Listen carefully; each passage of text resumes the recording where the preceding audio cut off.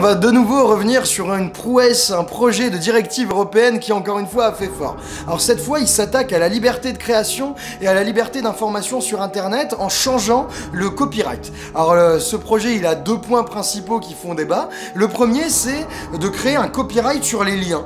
C'est-à-dire que si ce projet reste en l'état et est adopté, dès qu'on partagera et qu'on mettra sur nos réseaux sociaux ou n'importe où un lien vers un site de presse, eh ben ça pourra devenir illégal et il nous faudra payer une taxe ou retirer ce lien. Premier point où ils ont complètement craqué et ça va changer nos usages d'internet.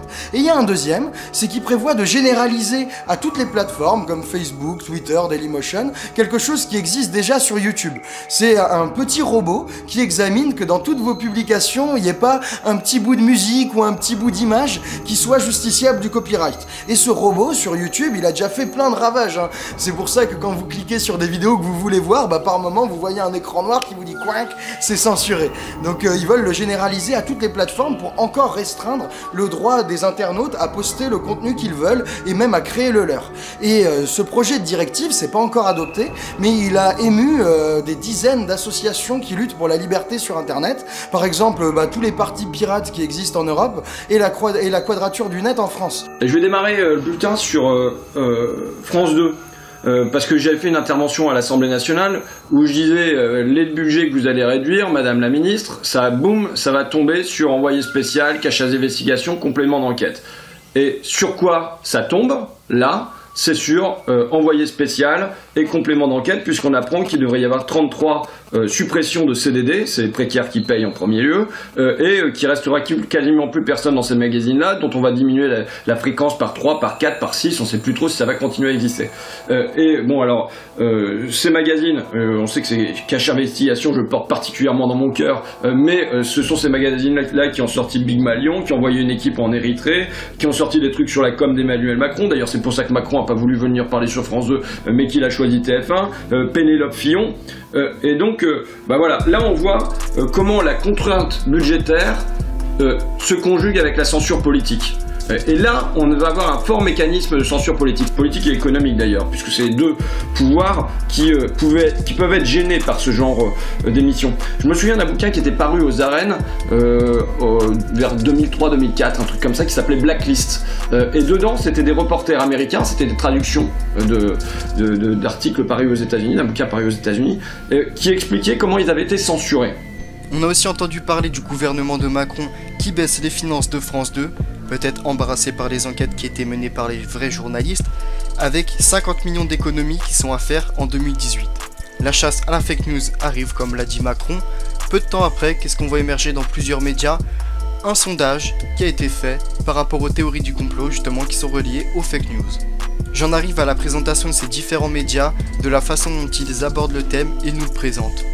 Donc on commence avec le média France Info qui nous met en titre « Près de 8 Français sur 10 croient à au moins une théorie du complot selon une étude ». Une enquête de la Fondation Jean Jaurès et de Conspiracy Watch en lien avec l'IFOP et relayée par France Info dévoile pour la première fois les croyances des Français en matière de fake news. Donc là on associe directement les théories du complot aux fake news. Le sujet est au cœur de l'actualité politique du moment. Moins d'une semaine après qu'Emmanuel Macron a annoncé son intention de légiférer contre les fake news en période électorale, une étude inédite vient éclairer la sensibilité des Français à propos de ces fausses nouvelles ou rumeurs. Selon une enquête de la Fondation Jean Jaurès et du site Conspiracy Watch, l'Observatoire du conspirationnisme, en lien avec l'IFOP, est dévoilée par France Info lundi 8 janvier, 79% des Français croient à au moins une théorie complotiste. Dans le détail, ils sont 18% à croire à une seule théorie du complot, 14% à 2 théories, 13% à 3, 9% à 4 et 25% à plus de 5. De quoi s'agit-il exactement? Donc là on a une petite définition de la théorie du complot par Rudi Reichstadt, fondateur de Conspiracy Watch, et il nous dit le plus inquiétant dans cette étude c'est de voir que c'est un phénomène majeur. Donc on peut voir selon cette étude que 32% des Français pensent que le sida a été créé en laboratoire et testé sur la population africaine.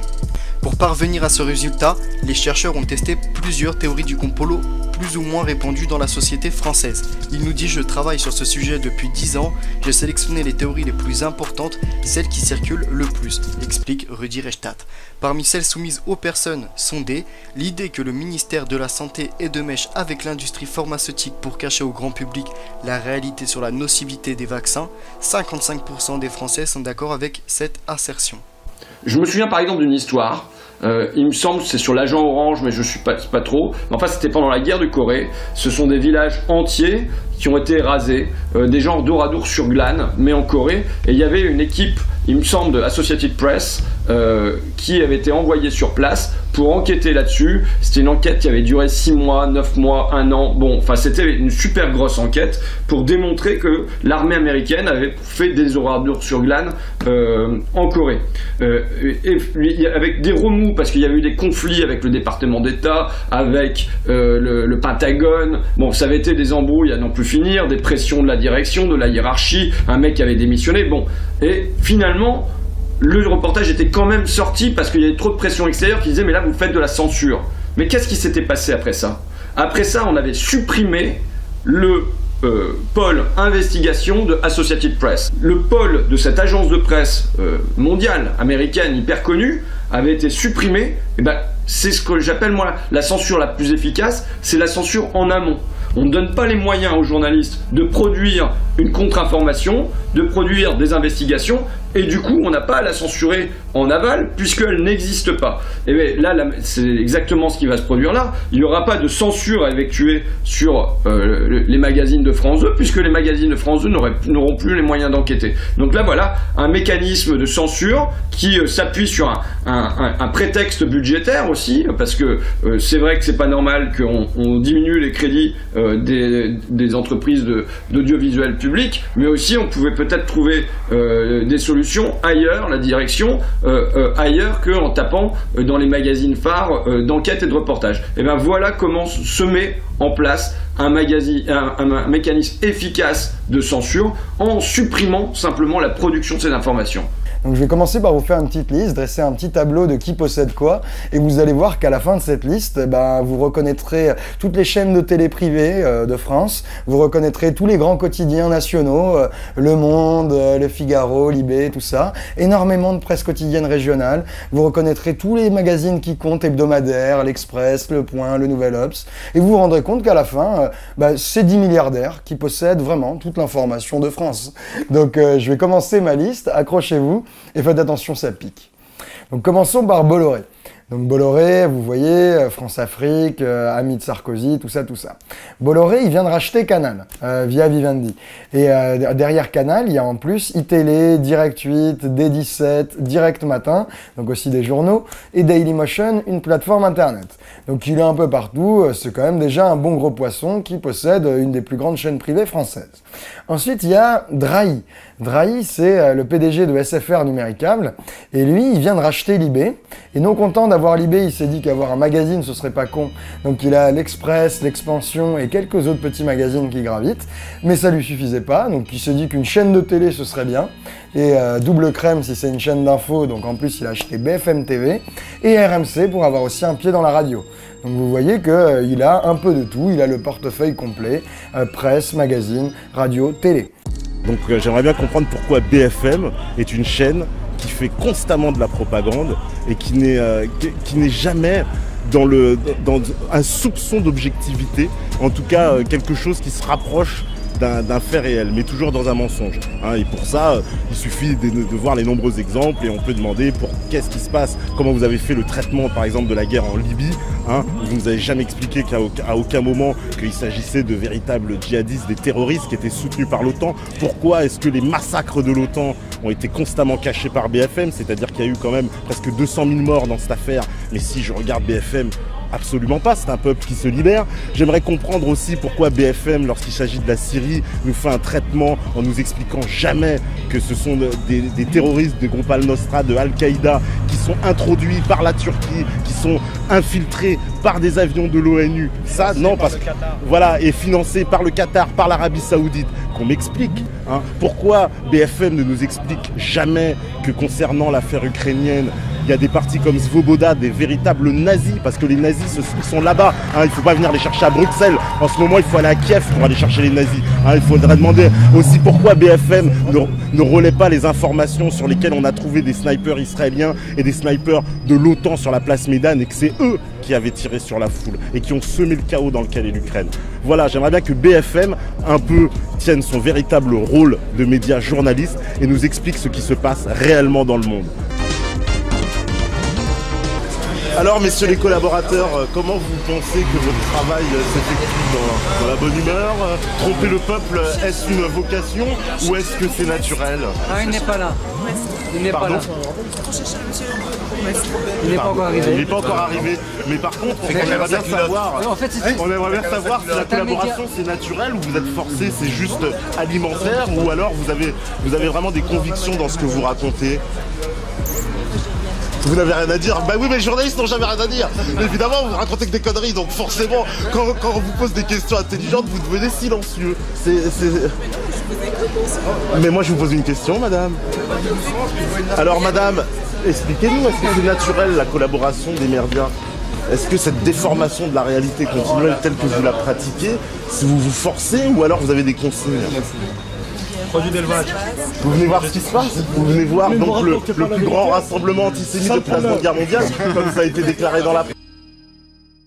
Ensuite, il y a le consortium de Le Monde, Le Nouvel Obs, Courrier International et Télérama.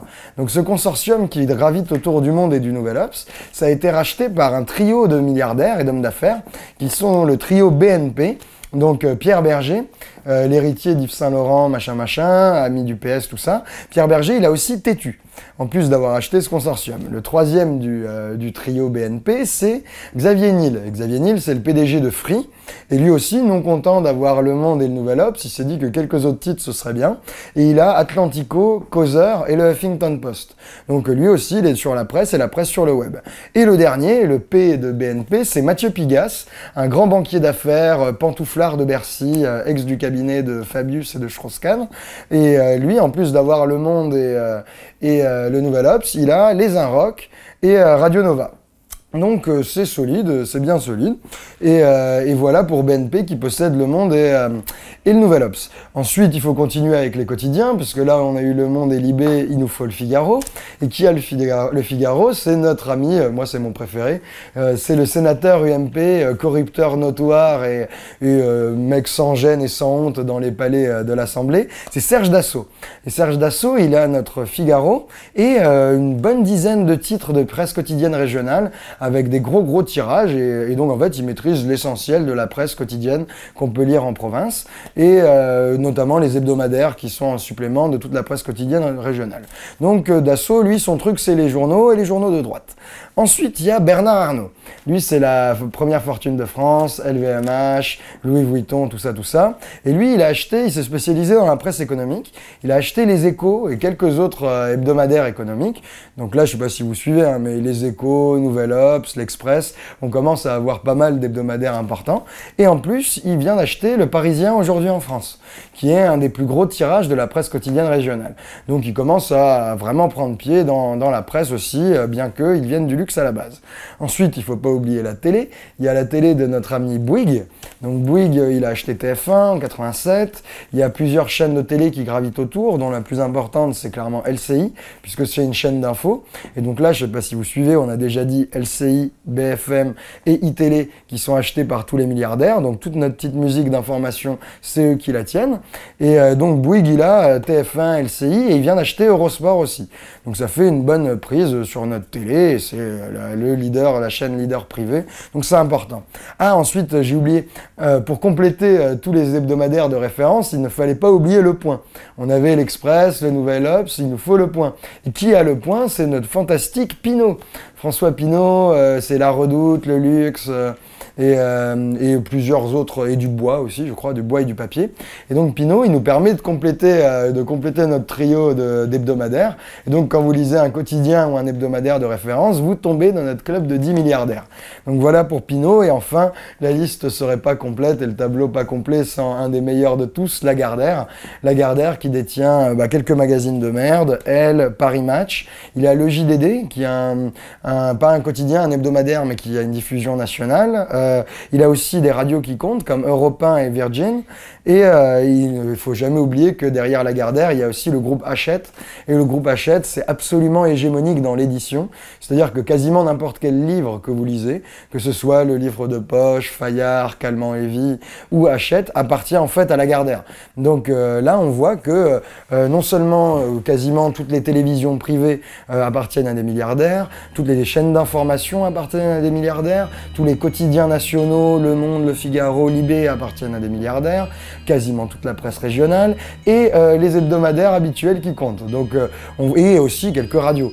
Donc on voit que le panorama est complet et que nos 10 milliardaires contrôlent quasiment toute notre journée et toute l'information qui arrive à nos oreilles en une journée. Voilà, ce que je voudrais dire, c'est déjà pourquoi l'AFP, qui est un véritable organisme de propagande...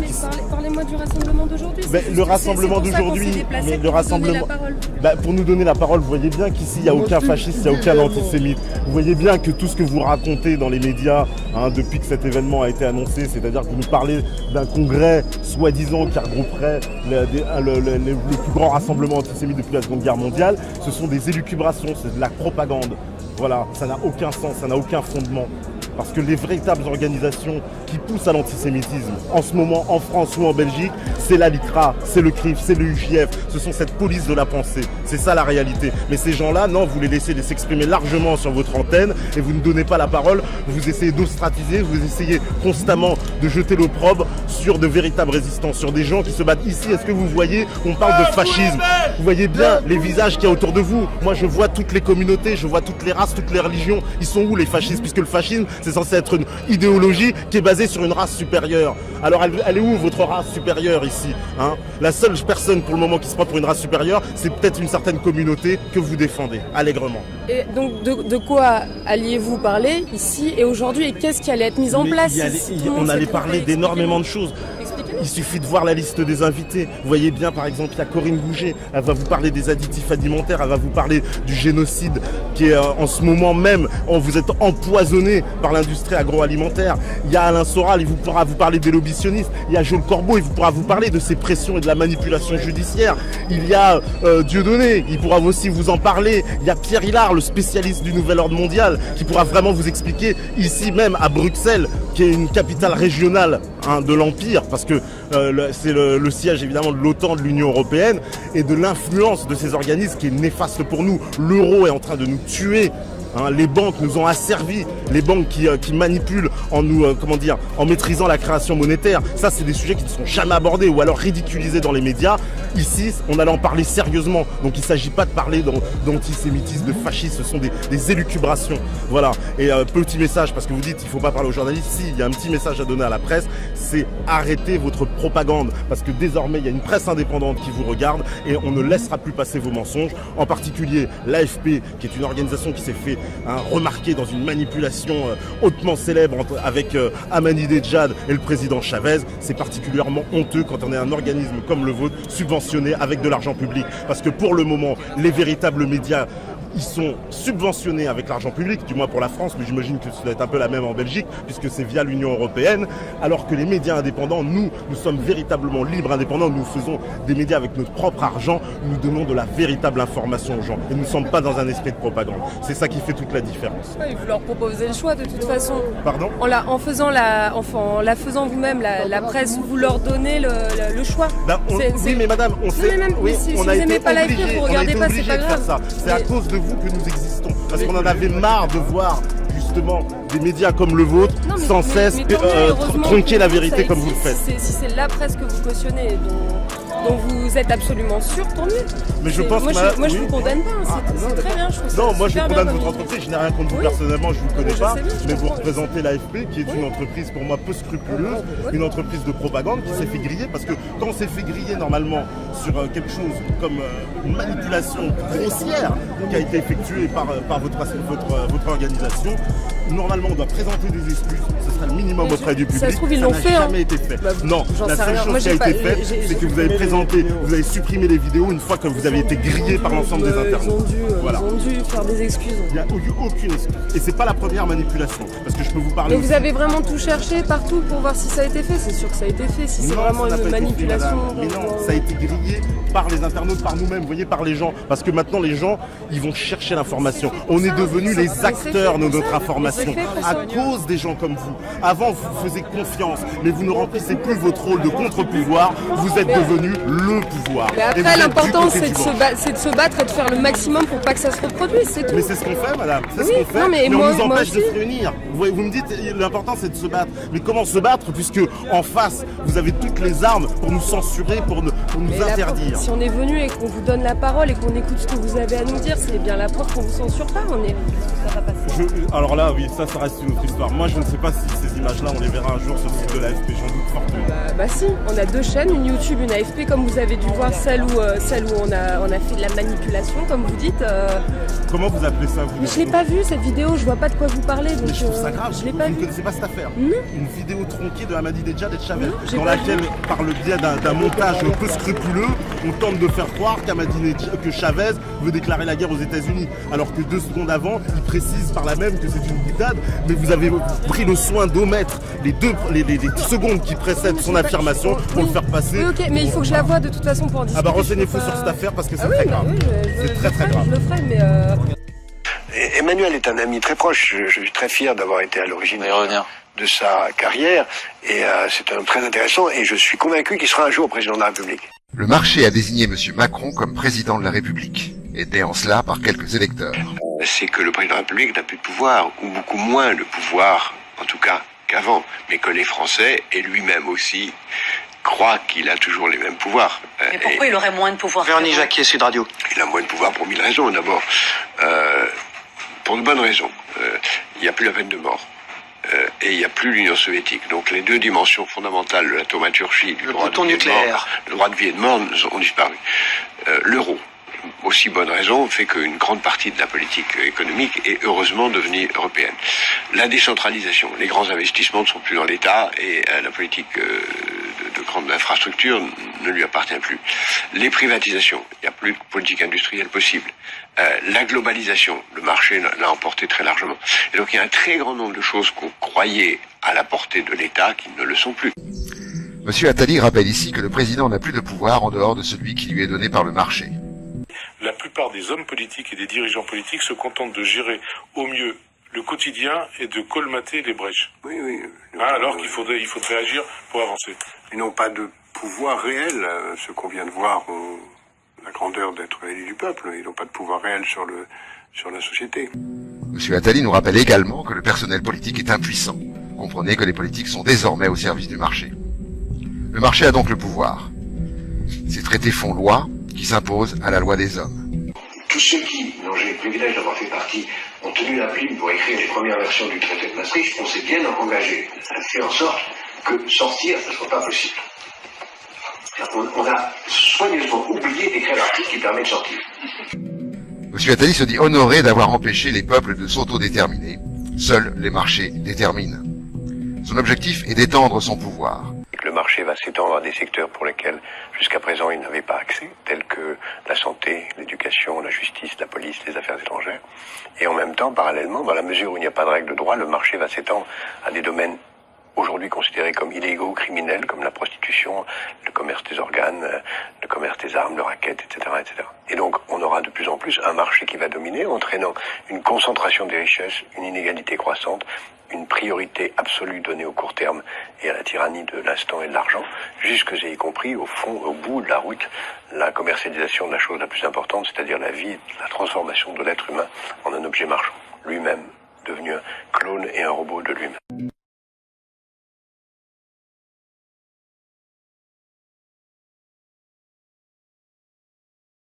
Le président, les ministres sont les seconds couteaux chargés de faciliter la prise du pouvoir du marché. Déréglementer, appauvrir et démanteler les services publics, ouvrir tous les secteurs à la concurrence, détruire les protections des salariés et des citoyens. Il s'agit de livrer au marché les derniers bastions détenus encore par le peuple. Et pour que le peuple fasse silence, aucun gouvernement n'osera plus aujourd'hui revenir sur l'état d'urgence. C'est ce qu'a annoncé Manuel Valls. Aucun gouvernement. Vous nous dites qu'on ne pourra plus sortir de l'état d'urgence ? Non, je pense qu'on n'en sortira plus jamais parce que tout gouvernement qui sortirait de l'état d'urgence donnerait le sentiment d'une faiblesse. C'est malheureusement aussi absurde que le principe de précaution, qui lui-même est excessif, mais dont plus personne ne peut sortir. Donc on crée parfois involontairement des irréversibilités. Nous sommes en état d'urgence, mais par nature, nous devons en permanence être dans un état d'urgence, et le fait de le signifier par des institutions ne fait que exprimer une réalité. Qui a le pouvoir? Le marché est l'outil qui permet au capital de s'accumuler. Les détenteurs du capital et des propriétés lucratives sont ceux qui ont le pouvoir politique. Ils font et défont les pouvoirs politiques à leur guise, sans que les peuples n'interviennent. Ils ont déjà prévu la succession, Monsieur Macron. J'irai même plus loin. Je crois que je connais celle qui viendra après lui. J'ai toujours dit que le président prochain serait un inconnu. Parce que les Français veulent deux choses. Ils veulent un programme et une action forte, et ils veulent quelqu'un de nouveau.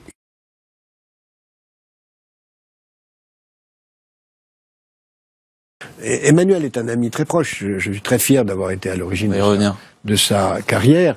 Et c'est un très intéressant. Et je suis convaincu qu'il sera un jour président de la République. Parce qu'il y a un autre argument qui me fait penser qu'il a des chances, y compris dans une stratégie du vide, du néant programmatique. C'est que les Français rêvent de se débarrasser de leur classe politique. Ils veulent plus de ces gens-là. Donc, alors on peut pas dire que François Fillon soit nouveau, et on peut pas dire que Marine Le Pen, qui a hérité de son père, soit nouveau. Donc, la chance d'Emmanuel Macron, c'est d'incarner le nouveau. Et donc, il peut jouer une stratégie de communication qui est de dire, je suis nouveau, j'ai pas besoin de programme, mon seul programme, c'est que je suis nouveau, j'ai pas de casserole, j'ai pas d'héritage, j'ai pas de passé. Ça peut marcher.